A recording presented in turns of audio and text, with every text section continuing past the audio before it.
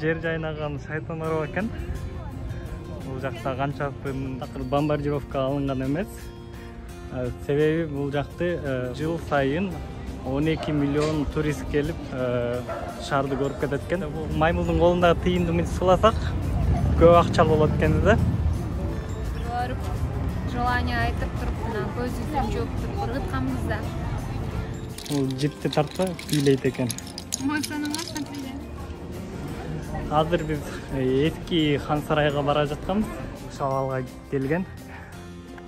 Ушундай ураган, кыйраган абалга тилекке каршы алгачкы аптекалардын бири болгон экен да, дарыканалардын. Дарыканага да кирип алалы, качан эле хан сарайдын дараткасына кирип жүрдүк элек.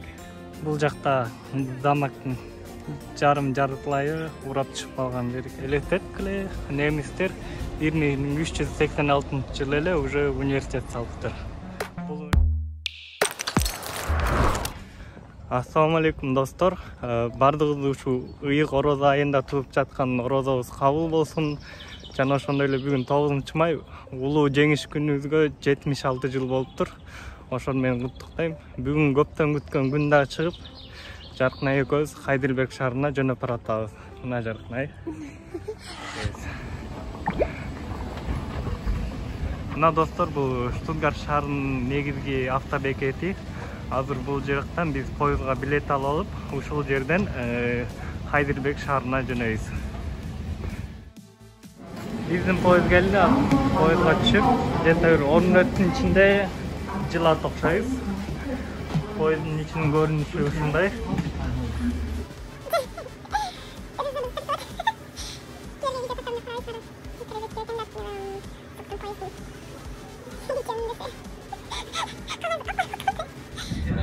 Буюрса Бусмулда деп жолго чыктык, поезддан жүрдүк.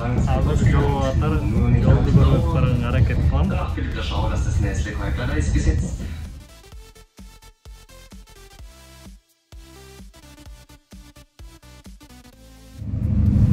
YouTube'дагы статистикама кирип карасам, менин видеолорумда 70%дан көбү менин каналыма катталбай көрөт экен. Ошол себептен видеону көрүп баштаганда эле сураныч каналыма катталып, видеону көрүп бүткөндөн эгерде жакта лайк басып, кемчиликтер же ой сунуштарыңар болсо комментарий жазгыла. Бунун баары мен үчүн аягында чоң мотивация берет, кийинки жаңы видеолордун бат-баттан чыгып турушуна. Ошон үчүн колдоп койгула.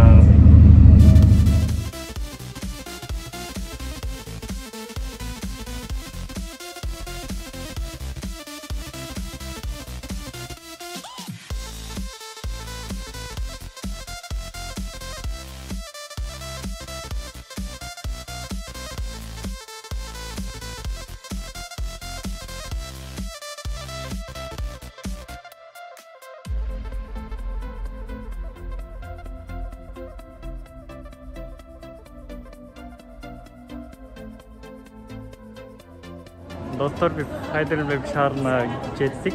Поезддан жаңы эле түшүп, азыр автобекеттин ичиндебиз.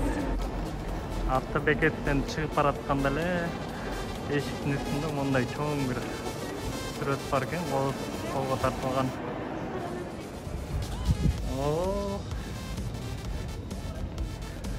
Шаар менен автобекеттин алдында жер жайнаган Шайтанароо экен. Бул жакта канчасын таштап кеткендер, канчасын эсинелер бар. Сейчас смотри, на что ходит, как все можно маску. Биринчи ощущение кандай болот? Нормально. Шаар аралап силерге дагы көргөзөбүз. Эмнелер бар, ошолор жөнүндө маалыматтарды айтып беребиз. Гольф 1 автоунаа.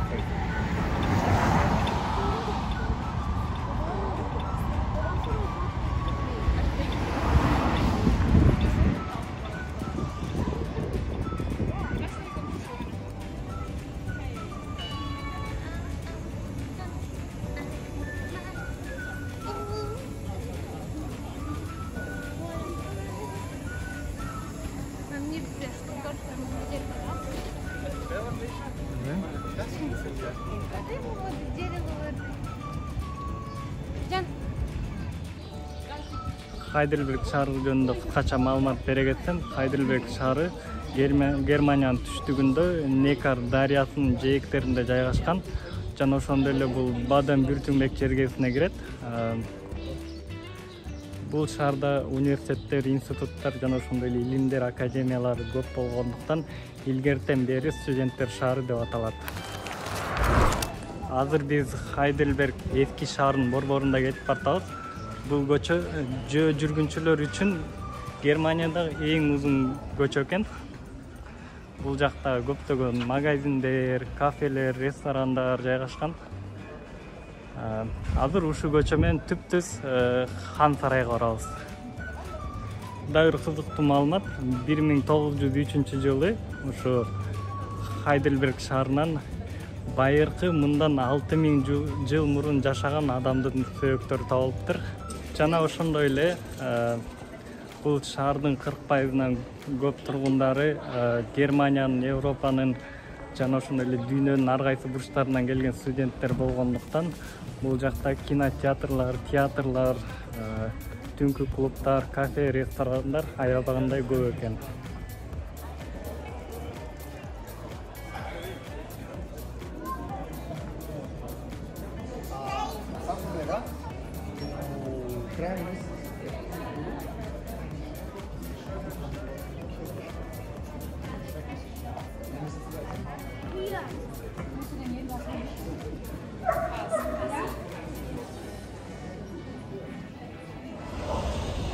Хайдельберг шаарына жыл сайын 12 миллион турист келип шаарды көрүп кетет экен.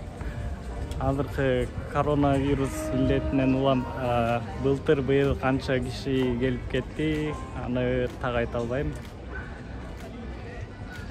Бул азыр так ортосу, борбору.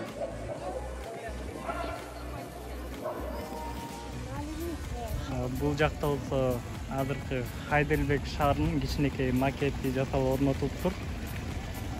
Бул жакта шаардын кайсы жеринде кандай үйлөр жана кандай зданиялар бар, ошонун баары ушу кичинекей макетте көргөзүлүптүр.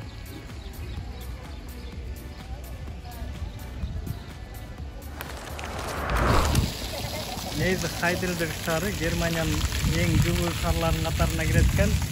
Кышкысын +4 ылдый түшүп кеткен. Азыр май айында жарык май өтүп, бияқта фонтанга жуунуп турат. Дагы бир кызыктуу маалымат, 2-дүйнөлүк согуш убагында бул Хайдельберг шаары, мындайча орусча айтканда, таптакыр бомбардировка алынган эмес. Себеби бул шаарды Америка Кошмо Штаты өзүнүн штабын курмак. Мындайча айтканда, бияка Американын базасы курулмак экен. Ошондуктан бул шаарда мурунку немистердин маданиятын, архитектурасын чагылдырган көптөгөн эски үйлөр, хан сарайлар жана ошондой эле мындай орусча айтканда зданиялар бүгүнкү күнгө чейин сакталып калган.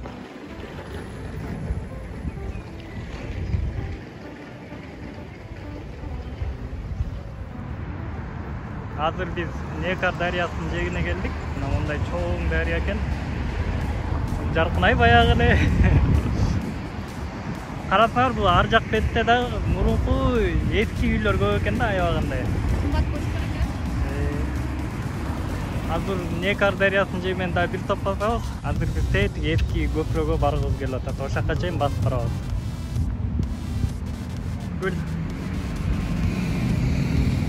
İçine женственныйраак болуп түшсөң. İçine женственныйраак болуп түшсөң.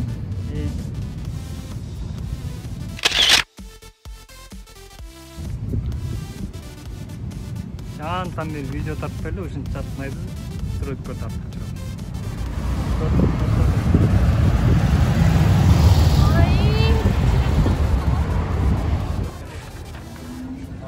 Азыр биз Некар дарыясынын үстүнөн өткөн эски көпүрөгкө келип атабыз.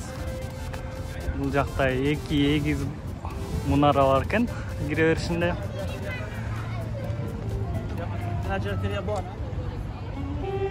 Видеодон да ушуңузга чатпады эле.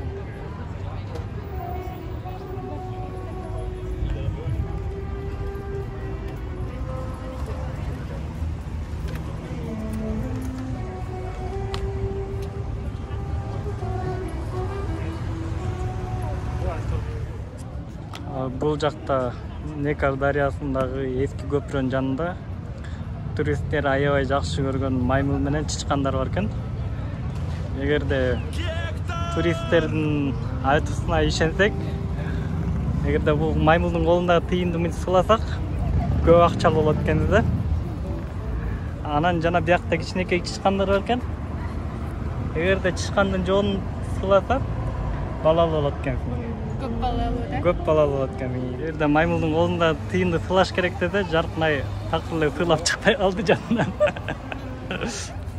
Бул көпүрө аябагында эски экен. Бул 1788-жылы салыныптыр. Элестетип эле ошол убакыттан бери азыркы күнгө чейин толук бойдон ордунда турат. Бул жак туристтердин жакшы көргөн жери экен. Элдин баары ушул жакка келип сүрөткө түшүп, видеого тартышып, ушул жактан өткөрөт экен убактын.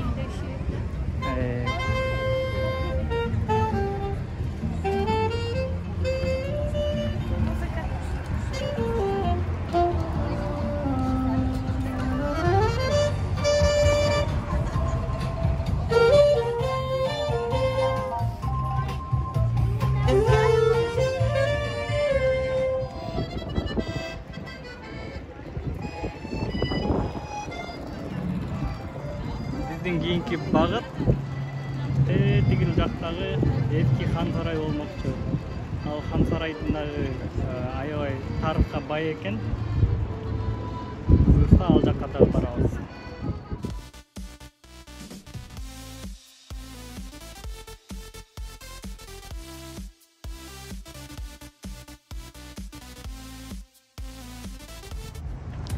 Эски көпүрөнүн бери жак бетине өтсөк, мындай Хайдылбектин сүйүү ташы деген таш бар экен. Бул жакка сүйүшкөн жаштар атайын өзлөрүнүн аттарын жазышып, кулпуларын бекитишип, анан бул сууга ыргытышат окшойт да. Жаркынай сен экөөбүздүн окуябызды айтып берди. Сразу эстелик, экөөбүз мектепте окуп жүргөндө Нурсултан кутуба мух менен чийип келген окшойт. N плюс G депчи. Мектептин артына барып, кутуну бекитип, андан алысыраак жерге барып, желание айтып туруп, көзүбүздү жууп ыргытканбыз да. Күз мезгили болчу.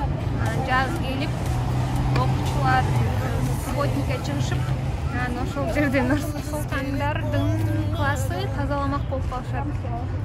Анан бир кызды ачкыч таап алат жерден. Нурсултандын класс жетекчиси: вот жакта илинип турган кулпуну кош керек деп чыгарып туруп мектептин класска айдап. Бул байкебиз дагы өзүнүн жаш кезиндеги илген кулпусун издеп жатат окшойт. Бул жакта келинчеги, анан кичинекей кызы менен жүрүшөт.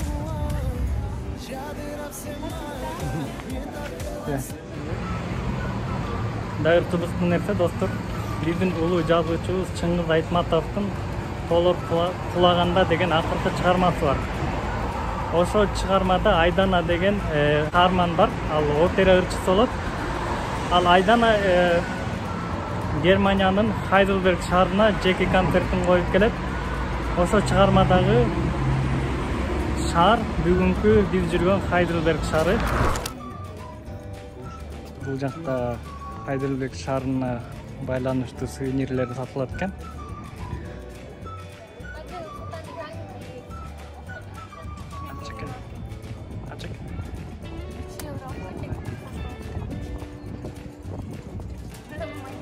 Холодильникке жабыштырган магниттерлердин түрлөрү бар экен.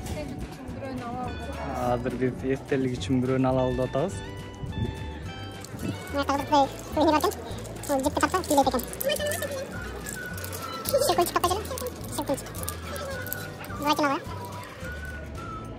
Достор, биз азыр Нурсултан экөөбүз ушундай магнит алдык. Бул жерде силерге жогоруда көрсөткөн видеодогу барган жерлерибиздин баары кенете магниттер камтылган. Ушул кичинекей магнит 3 евро 99 цент. Жаркын экөөбүз азыр магнитчени алып жатып, бизге ушундай идея келди да. Германиянын болобу же кайсы бир шаарларга барбайлык. Ушундай өзүбүзгө эстелик катары ушундай сувенирлерди алып жүрөлү деп.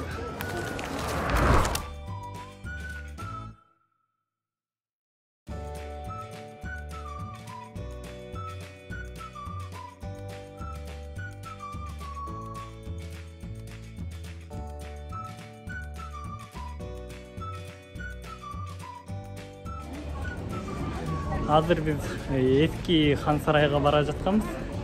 Ал жака тоого чыгарган атайын поезд бар экен.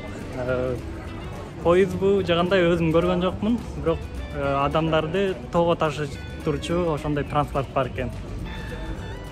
Бүгүн бек экен, тилекке каршы. Анан жөө чыкканга туура келди.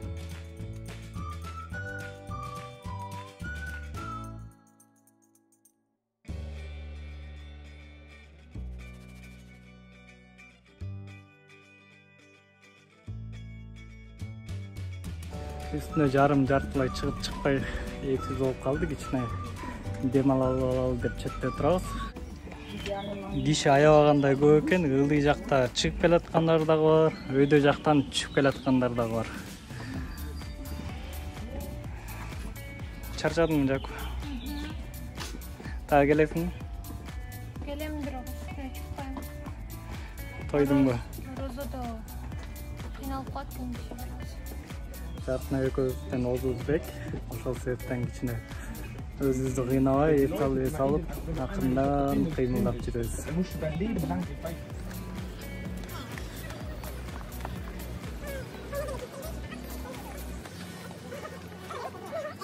Жакта киши жашайт окшойт да?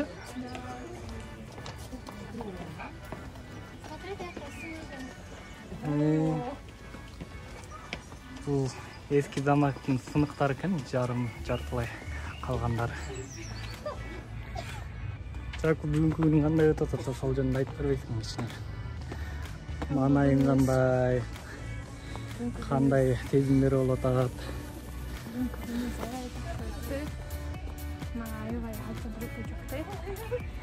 Анан сырткары замакты көрөсүң, замакты башынан эле көргүм келип турчу. Германияга келгенде эле ана барам Хайдельбергке, мына барам Хайдельбергке деп жүрүп, бүгүн көзүмө түшүп кетти. Батсага ушундай возможность берген эле. Достор каралачы, мындай воздухту.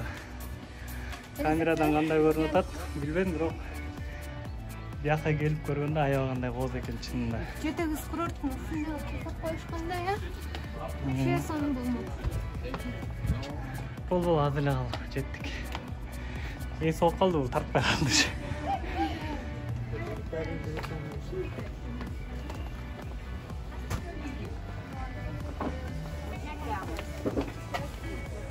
Бир азыр бул жакта тепкичтен чыктык. Элдер ягы эле чыгып келатышат. Чыгар менен эле жанында дүкөн бар экен. Бул дүкөндүн ээси ким болсо да аябай акылдуу экен. Элдер суу саап, акактап чыгар менен биякта муздак суусундуу колалар сатат экен. Сатканда да аябай кымбат сатат экен. Эгерде бияка келе турган болсоңор, эсиңерде болсун, жаныңарга суусундууңарды ала жүргүлө. Бул жак болсо хан сарайдын кире бериши окшойт. Ушундай арка сымал дарбазасы бар экен. Киргенде эле эски хан сарайдын көрүнүшү бүгүнкү күндө ушундай болуп калган, тилекке каршы.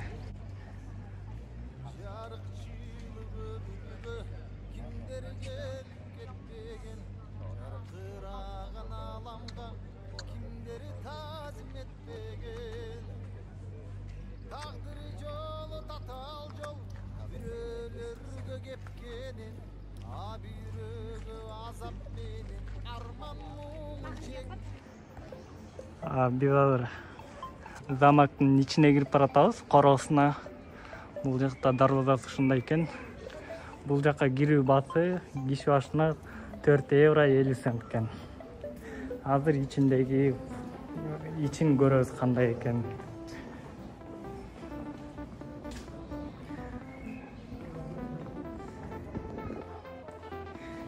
ичи киргенде эле мындай чоңур экен.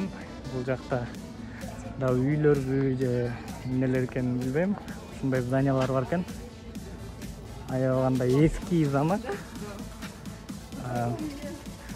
Бул замок боюнча тарыхта 1225-жылы кагаз бетине түшүптүр. Ушундай замок бар депчи.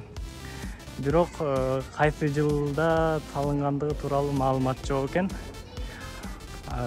1225-жылдан 1693-жылга чейин бул замокко көптөгөн жолу кол салуулар болуптур.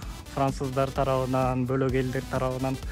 Эң акырында 1693-жылы француз аскерлер тарабынан кыйрап, ошо 1693-жылдан бүгүнкү күнгө чейин ушул абалга келген.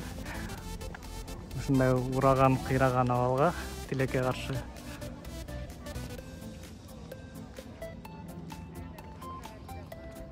Бул замокко бир нече жолу оңдо түздө иштерин жасаганга аракет кылышкан. Бирок акча каражат жагы аябай көп талап кылгандыктан ушул бойдон калып калган да.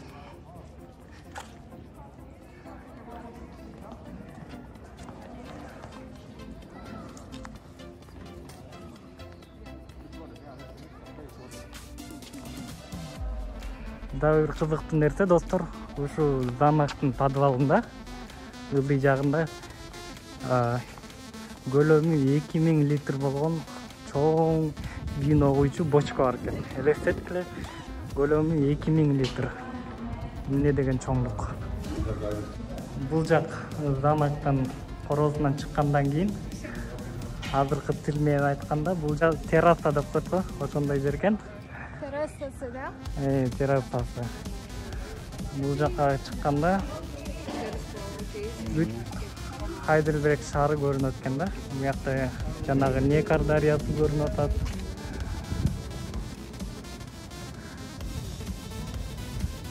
Бул жак ошо эски Хайдельберг шаары түшчөр экен да. Бул жер кызыл, үстүнүн баары кызыл чатыр менен.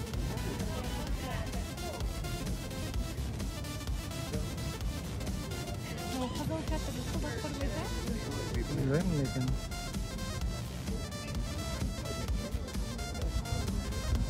Кызыл чатырдын ар жагы болсо уже жаңы шаар экен. Биз келген автобекет ошо тарапта, ошо тараптан бери көздөй жөө басып келдик да, бүт кыдырып.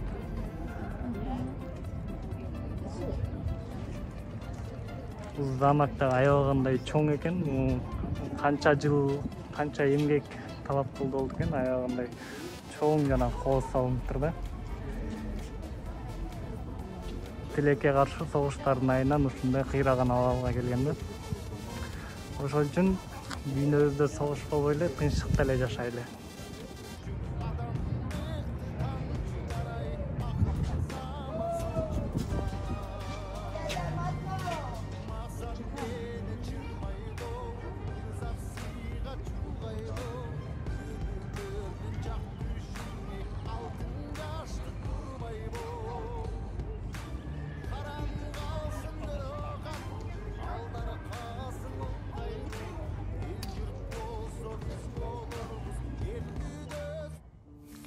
Бул жакта болсо аптека музей экен.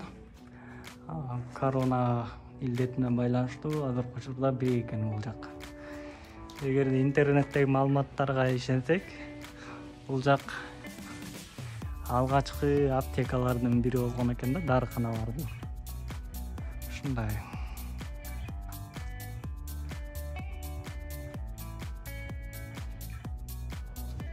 Карасаңар биякта аябагандай кызыктуу адамдын сөлөкөтү бар экен, таштан чегилген.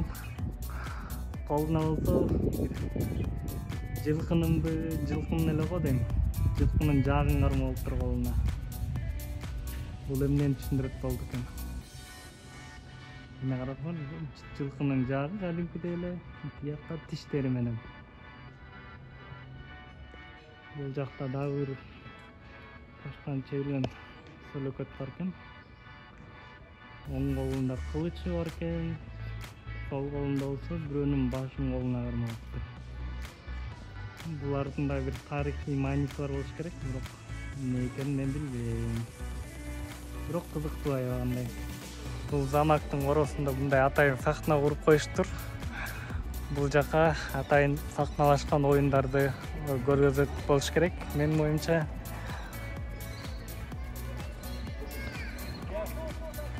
Бул жакта болсо илгерки кудук бар экен. Мурун ушул кудуктан суу ичиши окшойт. Бияка элдер келип өзүнүн кыялдарын айтышып, тыйындарды ыргытышат экен. Тереңдиги дагы аябагандай терең экен. Ичинде суу азыркы убакка чейин дагы эле бар экен да.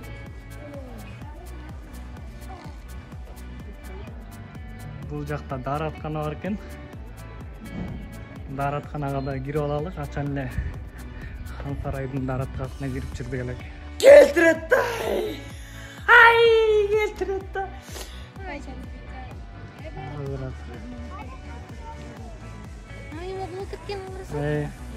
Бул жакта замактын жарым жарытылайы урап түшүп калган жер экен. Урандыс экен бул жер. Прикинь, аж такая сбузуланды. Просто эле урап калыптыр жан. Калыңдыгын карачы канча. Карасаң калыңдыгы. Дуалынын калыңдыгы 5 метр жөнүнө чыгат окшойт. Калыңдыгын карасаңар. Бул жер калыңдыгы да, бул жер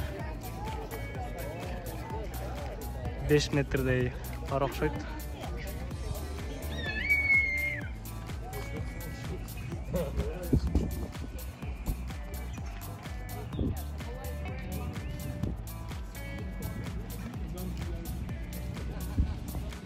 Коз көрүнөт экен эсиңде.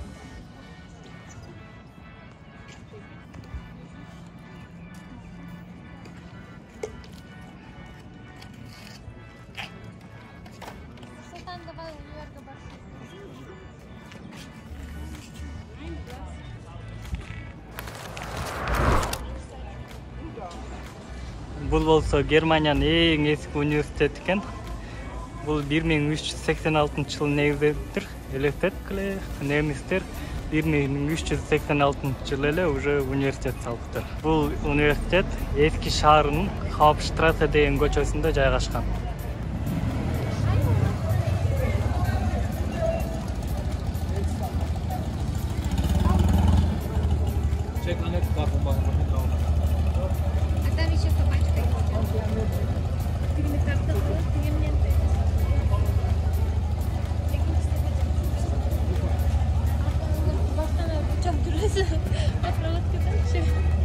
Çantam yer kança kişi öttük tanı kaldı.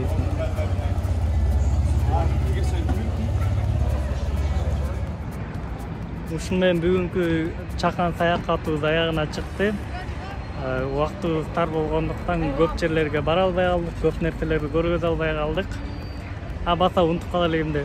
Бул артта жылкынын статуясын көрүнөр. Бул дүйнөдөгү эң чоң жылкынын статуясы болуп эсептелинет экен. Эгерде видеом жакса лайк басасыңар, комментарий жазасыңар, өзүңөрдүн оюңарды, пикириңерди калтыргыла. Жана менин каналыма катталганды унутпагыла. Кийинки видеого чейин